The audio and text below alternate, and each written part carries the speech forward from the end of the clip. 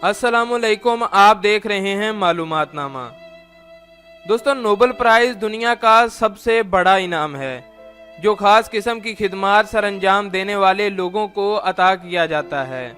आज की वीडियो में हम आपको बताने वाले हैं कि नोबेल प्राइज असल में है, इसकी तारीख क्या है और इसमें मिलने वाले प्राइज के तौर पर रकम कितनी है।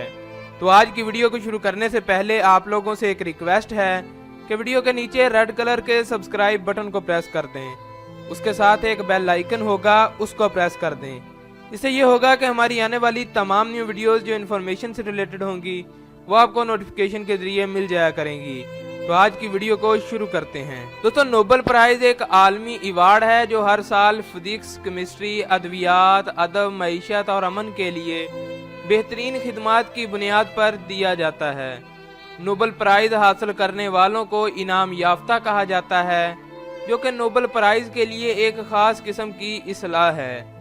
नोबेल कमेटी नोबेल प्राइज के उम्मीदवारों के नाम 50 साल तक खुफिया रखती है।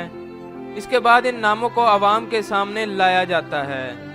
नोबेल अवार्ड एक मेडल, एक जाती डिप्लोमा और कैश प्राइज पर मुश्तमिल होता है, जिसकी मौजूदा वक्त के हिसाब से कीमत तकरीबन 9,30,000 अमरीकी डॉलर बनती है।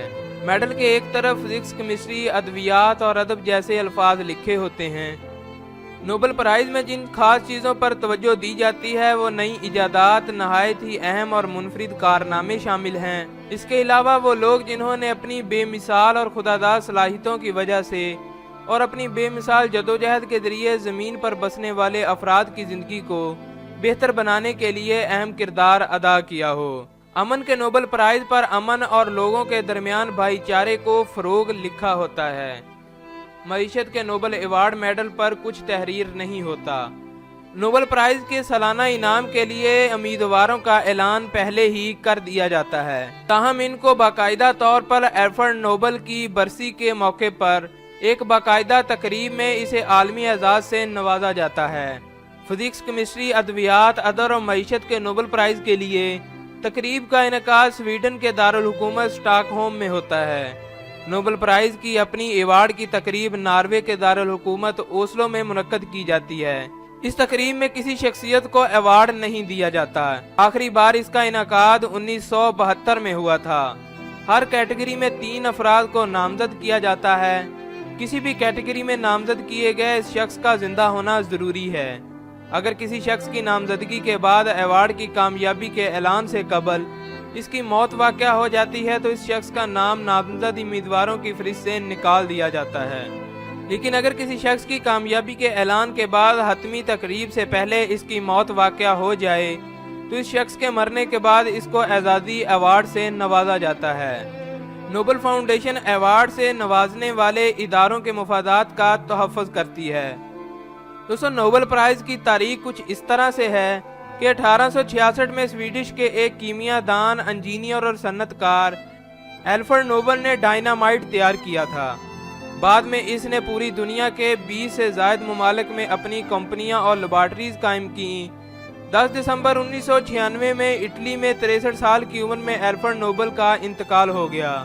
इसकी वसीयत के मुताबिक 5 मुख्तलिफ कैटेगरीज फिजिक्स, केमिस्ट्री, अद्वियात, अदब और अमन का अवार्ड अल्फ्रेड नोबेल के नाम से इसकी याद में दिया जाता है। 29 जून सन 1900 में नोबेल फाउंडेशन का क़याम अमल में आया।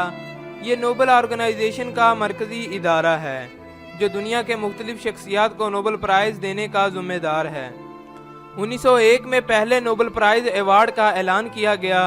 1939 से 1943 तक किसी शख्सियत को नोबेल प्राइज के अवार्ड से नहीं नवाजा गया, जबकि 1968 में बैंक ऑफ स्वीडन ने नोबेल कैटेगरी में मईशत की कैटेगरी के इजाफे का ऐलान किया।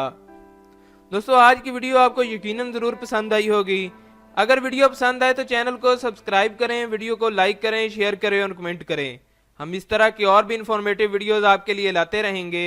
तब तक के लिए अल्लाह हाफिज़।